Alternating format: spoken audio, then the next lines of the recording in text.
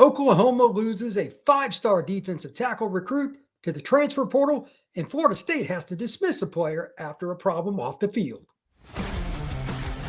Locked On presents The Portal, the daily podcast covering college football recruiting and everything NIL. Part of the Locked On Podcast Network. Your team every day. Welcome back into the Portal Podcast, where you get your daily recruiting, NIL, and transfer portal news. I'm your host, Brian Smith, longtime college football writer and recruiting analyst. Thank you for making the Portal Podcast your first listen each and every day. Today, we have some breaking news in multiple ways. Some was a little surprising to me, and others was a bit shocking. We also have a rundown on a few more players that are entering the portal, so let's get started. First off, five-star defensive tackle recruit David Stone only lasts 1 year at the school that he grew up rooting for in the state that he lived. David Stone is no longer an Oklahoma Sooner. He was the number 5 player overall coming out in the 2024 class per Rivals.com. I got to know David quite a bit as he competed with California Power's 5-on-5 team. He was a member of the IMG football program, and he was at the Under Armour events. This is a big-time player. One of the best high school pass rushers I've ever seen at the defensive tackle position, and he can even play nose guard. He's 6'3", 295. He's as athletic and gifted as you're going to find, and he takes technique seriously as well. He has advanced physical skills there. He's going to have 3 years of eligibility. As for where he might go, people tend to look at the visits that he took in high school. Let me go one step further. Don't follow the schools that he visited. Follow the coaches that recruited him. Now, if the coach at a particular school that David Stone took an official visit to is still at that school, you're good. But a note, players pick coaches. Players do not pick schools. That is the overwhelming rule. That is not going to change. I know a lot of people out there don't like hearing that, but that is a fact. Players pick coaches. To that point, Miami probably came in second for him. One of the coaches that was involved is no longer there, but they still have Mario Cristobal, who had a really good relationship with, and David Stone knows several other members of that staff, including some of the back office people. Miami will be involved. They need a defensive lineman in the portal anyway. Maybe it will be David Stone. I don't know. As far as other programs, your guess is as good as mine. Michigan State, Washington, number of programs are involved, but a lot of these coaches and people in the back office, they change yearly. Again, it's the coach, not the school, that matters here. So David Stone's recruitment out of the transfer portal could be really unique. Now let's go over a little bit of what he did per Pro Football Focus as a freshman for the Sooners. Played 94 snaps in all 13 games, 75.7 as a defensive grade. Run defense, this was surprising because most freshman D tackles aren't very good at this. 75.6, that's admirable for a true freshman. Tackling needs work, 50.3, but pass rush, I'm surprised. I would imagine it's really higher than this because this is his specialty. They have him at 68.2. 3 tackles, 7 pressures, and a sack. But a couple of my personal notes to add on to those. Again, he is one of the best pass rushers from the high school ranks that I've ever seen. He takes technique very serious. He was coached at IMG, and David Stone is very competitive. When you put that in a 6'3", 295-pound frame, you have something. People in Oklahoma knew when he was in 7th grade he was going to end up being a big-time athlete in something, probably football, but they knew he was going to be something, and he just kept getting bigger. By the time he was a junior in high school, he was a national recruit. It was just a matter of where he was going to go. Miami, Florida, Oklahoma, Alabama, Ohio State, you name it, everybody recruited him. But because of his versatility, being the rare interior pass rusher that David Stone is, I could see his recruitment going in a million directions. Could North Carolina? I guarantee you Bill Belichick would love to add a big-time defensive lineman. So could the Tar Heels get involved? Of course, they've got real NIL. Georgia, believe it or not, while they're not going to be the top of the board for NIL, it wouldn't shock me if they at least looked. They're not quite as good as what they used to be at D tackle. Those are just a couple of the options. LSU, that's a program that was interested in Maybe that's an option. There are just so many different possibilities because this is a very rare player. David Stone's recruitment out of the transfer portal will be the one to watch over the next week or two. He will probably set some visits up pretty quick. He had some pretty deep roots with different players that he liked to talk with, and also back office guys and also coaches. It'll take its own route, and I, again, believe that will be very quick. I'm curious to see where he goes because he could change the roster for somebody really quickly, especially if they have a tremendous needed defensive tackle. So once again, David Stone leaves Oklahoma. That's a bit of a surprise to me. Next up, the next one is a bit of a tragedy. Didn't see this coming at all because this is another young man I got to know. He played down at Gulliver Prep in Miami, Florida, recruited by pretty much every school in the country, Texas A&M, LSU, Miami, Florida State, Notre Dame, Michigan, you name it. Jaylen Brown was recruited by everybody. Signed with LSU, transferred to Florida State, but he's been arrested, and from the report that I read, controlled substance. That's going to get you dismissed pretty quick. Jaylen Brown can absolutely fly. He's one of the fastest kids in the state of Florida coming out. He's one of the fastest high school kids I ever saw. But those are the kinds of decisions that will lead somebody to have to go into the portal. I have no idea where Jaylen will go. And to be honest, from getting to know him, I'm kind of shocked by this. If it's something else, if there's any other type of situation that's involved, if there's any false report on this, so be it. But I don't think that people I got this from are going to be wrong. I'm just so surprised because he's a really laid back kid, went to an elite high school, but you never know. Sometimes young men make poor decisions. I'm sure Jaylen will bounce back and he'll find another home somewhere, but Florida State, they don't have the greatest depth as it is at wide receiver, and they lose a redshirt sophomore that has the speed to go deep. Florida State's wide receiver room is going to be one of the youngest in the country now. They almost have to take somebody from the portal. I don't know who it's going to be. I don't know what it is they're going to try to look for, but I mean, they got Deuce Robinson and Squirrel White coming in, two really good players, but then they got a bunch of young guys. The sophomore class has 4 receivers, among others, but they don't have a lot of other players. I mean, they don't have enough players to run what they need in practice, to be honest. Scout team and the whole nine. They're at the point now they have to take somebody in the portal, but they also, for those who don't remember, Hykeem Williams hit the portal. That's a guy not too long ago, 6'2", 215, another South Florida kid. He was at Stranahan High School. He decided on his own to leave Florida State. That's a player that's going to be coveted.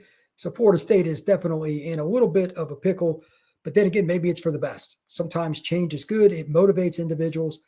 And of course, Florida State can go out and get somebody else out of the transfer portal, maybe make amends, and quite honestly, improve their wide receiver depth chart. You never know. Sometimes it just takes some change to make that happen. When we come back, we're going to talk about several more guys that are hitting the portal, including a player that just took a visit to Auburn. It's a great story, and it's a defensive lineman that's made his way up. This is one of the reasons I actually like the transfer portal. That is next here on the Portal Podcast. Did you know your Fire TV is also an Xbox? Turn any TV into your gaming and entertainment hub with Fire TV Stick 4K devices. No console required. Just grab your paired controller, subscribe or sign in to Xbox Game Pass Ultimate with EA Play included, and you're ready to play. Dive into 100 premium titles, EA Sports College Football 25, to Call of Duty, Black Ops, and Avowed, as easily as you stream your favorite shows. It's gaming made simple, and it's all on your Fire TV. This is something that anybody can do. It's portable as well. If you have the opportunity to travel somewhere and do something, do you really like taking your controller with you? I know it's one of the things that I was never a big fan of with Xbox, but it's not the biggest thing, but it's easier if you don't have to. Play high-quality Xbox games at a fraction of the cost of a console. Already have one, so again, if you do, that doesn't mean you can't use this too. A Fire TV Stick 4K device is more affordable and easier to travel with, allowing you to take your kids or your own games wherever you plug it in. Head over to Amazon.com, Fire TV, /Fire TV Locked On to get started. Xbox Game Pass Ultimate subscription and compatible controller is required. Available on select devices, including Fire TV Stick 4K, 2nd Gen, Fire TV Stick 4K Max, first and second gen, and Fire TV Cube, third generation.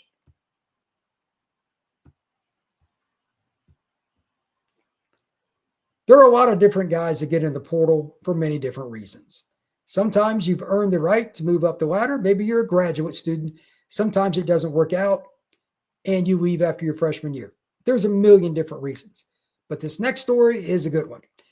If you're talking about a guy that's earned his way, Florida A&M, James Ash, that would be the guy. Defensive tackle. He's going to be a super senior this fall. Started his career in 2020. He's been banged up here and there, but he's improved throughout his career at Florida A&M. He just visited Auburn, and I have a feeling that's where he's going to end up. Here are the game snaps and everything else from PFF on James Ash. And again, I'm thinking Auburn here. 590 snaps, played in all 12 games. Defensive grade of 79.1. That's pretty darn good. Run defense, definitely a run stuffer here. 82.8. Tackling, 72.8. And pass rush, 65.2. 39 tackles, 14 pressures, 3 sacks, and 26 stops. Run stopper, veteran leadership, and size. Those are the 3 things that I wrote down after going through all the information I found. This is a great story. He's going to be a grad student wherever he goes, Auburn or elsewhere. He started out at the lower level, but he's earned the right to move up. This is one of the good stories in college football. James Ash should make you happy. I know it does me, because there aren't enough of these stories. We hear it too often because it's sensationalized and it gets clicks about the downtrodden situation, something bad happening. Now, we got to report some of that too, but let's hold somebody up when they've earned it. James Ash has done that. Wherever he goes, I wish him the best, because this is why college football is cool. It's the most unique sport on earth, and this is one of the most important aspects of it. People being raised up with their football ability, getting a scholarship, but then not just sitting on their laurels. They move forward, they get better, and he's going to end up in the P4. Good for James Ash and good for whatever school signs it. As for other programs, there's still plenty of other news, and I'm just scratching the surface here, but here are a few of the other notes. Kennedy Urlacher, yes, the son of a certain Urlacher that might have played for the Bears back in the day. He played in 6 games for the Notre Dame Fighting Irish last year and recorded 6 tackles, mostly a special teams guy. He was just in a logjam at Notre Dame at the safety spot.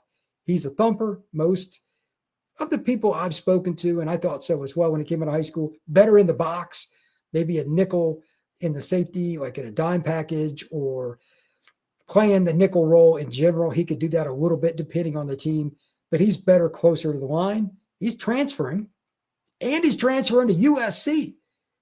The former Notre Dame Fighting Irish member is going to the USC Trojans, the arch rival of Notre Dame.